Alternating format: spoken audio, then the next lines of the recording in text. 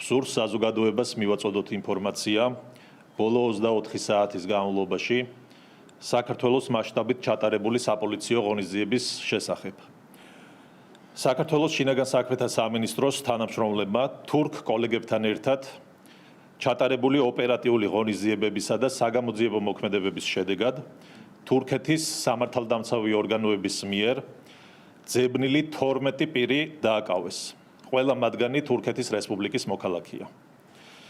დაკავებული პირები თურქეთის პოლიციის მიერ საერთაშორისო დონეზე ბოლო 5 წლის განმავლობაში გამოცემული ინტერპოლის წითელი ცირკულარების საფუძველზე იძებნებოდნენ. ჩატარებული გამოძიები დადგინდა, რომ დაკავებული 12 პირიდან 8 პირი საქართველოს ტერიტორიაზე ჯერ კიდევ მაშინ შემოვიდა, ვიდრე მათზე საერთაშორისო ძებნა გამოცხადდებოდა.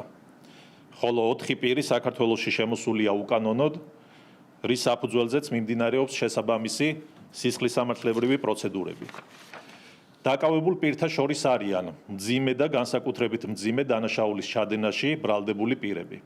კერძოდ, დამამძიმებელ გარემოებებში ჩადენილი განზრახ მკვლელობის, მათ შორის მცირეწლოვანი ბავშვის მკვლელობის, მკვლელობის მცდელობის, ყაჩაღობის, თავისუფლების უკანონო აღკვეთის, ჯანმრთელობის განზრახ მძიმე დაზიანების, ორგანიზებული კრიმინალური დაჯგუფების შექმნისა და წევრობის, გამოძალვის, ქურდობის, ცელსასროლი იარაღის უკანონო შეძენა შენახვასა და ტარების, ნარკოტიკული დანაშაულის, დოკუმენტების გაყალბების, საინვესტიციო თაღლითობასა და მითვისების 178 ეპიზოდის ჩადენაში ბრალდებული ძებნილი პირები.